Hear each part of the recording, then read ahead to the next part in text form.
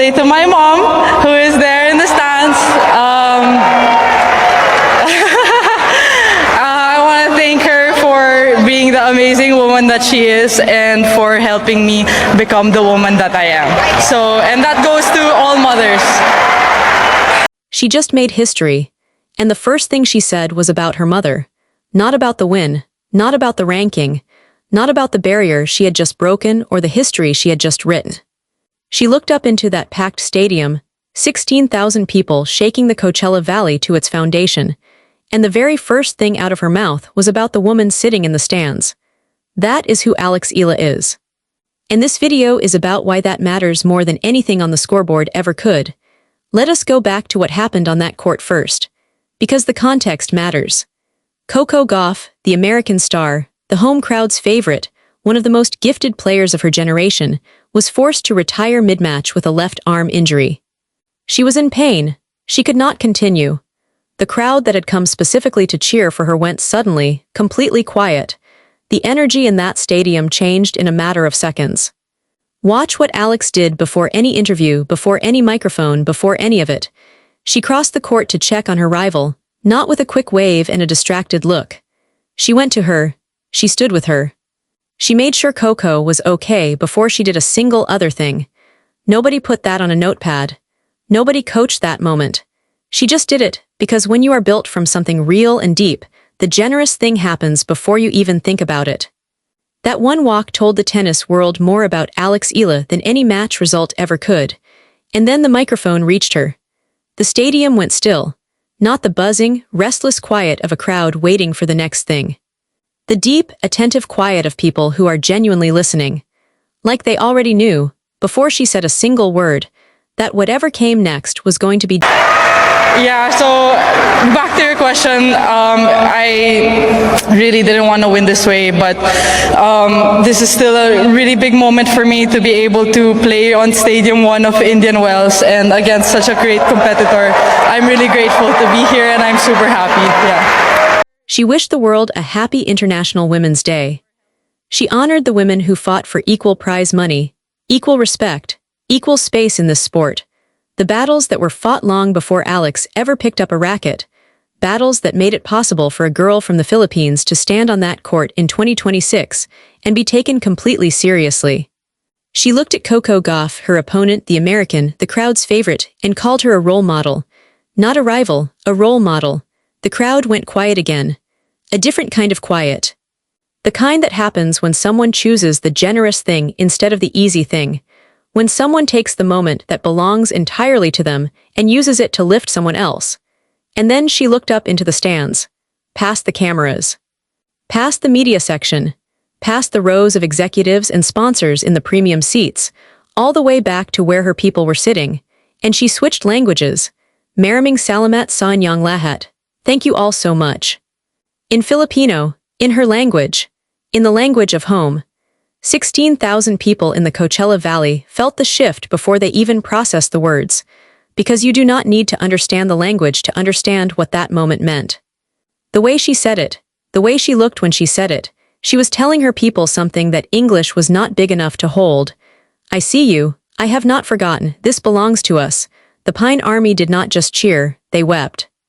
There are videos from fans in that stadium, shot on phones, slightly blurry, crowd noise clipping the audio, and in those videos you can see people with their hands pressed over their mouths, shoulders shaking, not because they are shocked, because they are trying to hold something in that is too big for where they are standing, the kind of emotion that rises without warning, the kind you have to physically press down just to get through the moment without falling apart.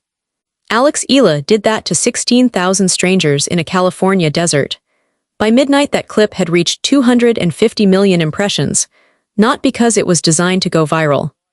Because it was the most honest thing anyone had said on a tennis court in a very long time. People recognize honesty when they hear it. They share it. They send it to their mothers and their sisters and their daughters because it reminds them of something real. But the speech was only part of what made this night historic. Because when the interviewer sat down with her after and went through everything she had built, the wins, the trophies, the climb, and asked her what the key to all of it was, nobody in that room was ready for what came next. Okay, so real quick, since we have a couple minutes, to talk about the kind of tennis you played. I was in Miami with you last year. You had huge wins against Ostapenko, Madison Keys, Paulo Badosa, Iga Swiatek. They go on and on and on. I was able to hand you your first 125K in trophy in Mexico last year.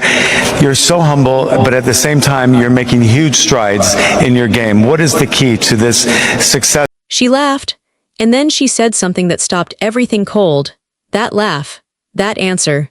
They broke something open in every person watching, because this is a girl who just beat the American favorite on her home court, who just became the first Filipino in history to reach this stage at this tournament, who has been carrying the weight of 110 million people on her shoulders every time she walks onto a court.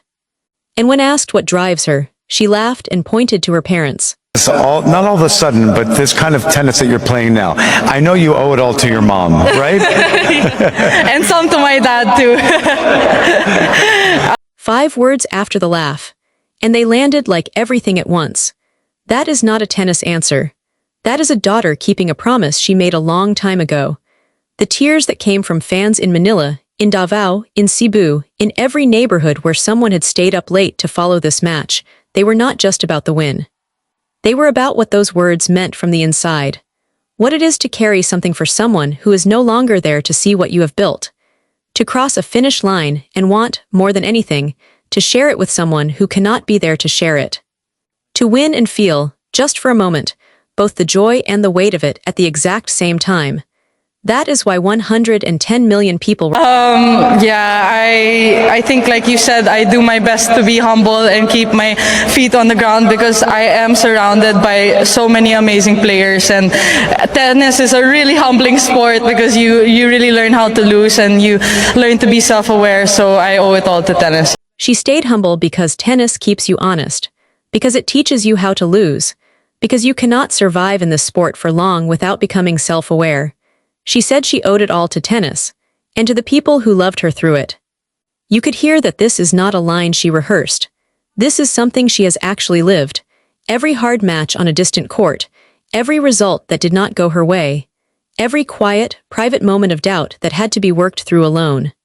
She did not arrive at this humility because someone told her it was the right image to project. She arrived at it because the sport and the people behind her built it into her, year by year, match by match, loss by loss. And then the interviewer said 3 words that the entire world already knew, but needed to hear out loud on a big stage, in front of everybody. Yeah. All right, well, keep it up. Keep up the good work. Welcome to India. You deserve to be here. Not just on this court, in this round, at this tournament.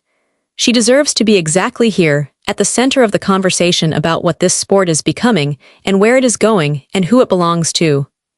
But the night was not finished. Because as Alex finally prepared to leave the stadium, after the last interview and the last photograph, and all the obligations that come after a night like this, something happened inside Stadium 1 that no one had organized, and no one could have prepared for. The lights inside the arena shifted, blue and yellow, the colors of the Philippine flag washing the entire stadium in one slow flood of light. 16,000 people looked around at the color on the walls, on the ceiling, on each other's faces. And then, with no announcement, no prompt from the speakers, no signal from anyone, they began to sing the Philippine national anthem, all of them together. In the California desert, thousands of miles from home, in a stadium that had never once heard that song before that night. WTA officials stood completely still. The broadcast team went quiet. Security guards who had worked this tournament for years stopped mid-step, because you cannot keep moving when something like that fills the air around you. You stop, and you listen, and you let it reach you. It was not organized. It came from the same place Alex's speech came from something that had been building in a lot of people for a very long time, finally finding a space big enough to pour into.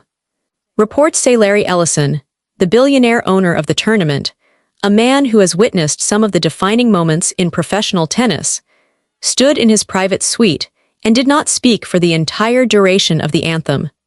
Because he understood, in real time, that what was happening in his stadium was not a story about a tennis match or even a tennis player. It was a moment that would be remembered long after the tournament brackets were forgot. And then the final moment of the night happened in the tunnel. After the anthem faded, After the last photograph. After the crowd had started making its way out into the desert evening. When the corridor underneath the stadium was finally quiet enough to hear yourself breathe, it was just Alex and her mother. And she let go. She collapsed into Riza's arms and wept. Not for the cameras, there were no cameras. Not for the fans, they had already gone home with the anthem inside them. This was just for herself, for her father, for every early morning before sunrise and every long flight, and every hard match on a distant court where the only people fully believing in the outcome were the ones in her family. For every single day that led somehow, finally, to this one.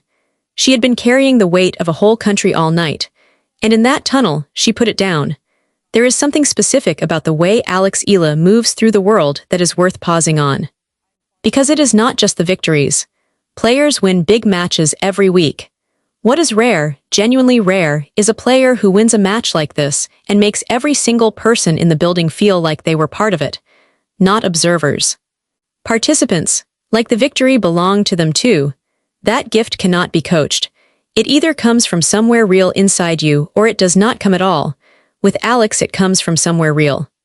You heard it in the way she spoke about her mother. You heard it in the laugh before she mentioned her dad.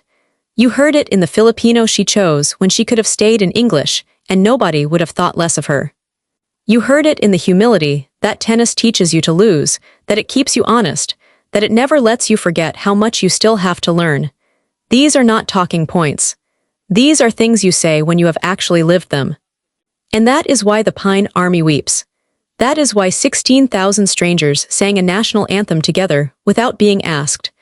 That is why 250 million people shared that clip before sunrise, not because of the win.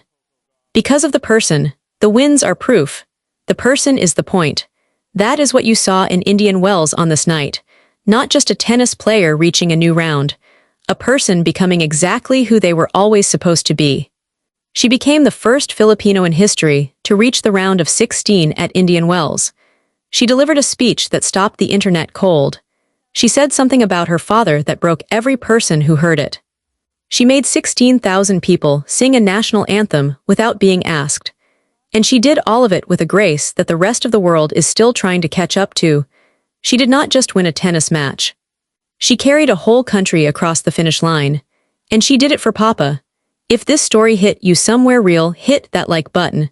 Subscribe so you are here for what comes next. Drop a comment telling us which moment got you hardest. Because this story is nowhere close to finished. The Queen has only just begun.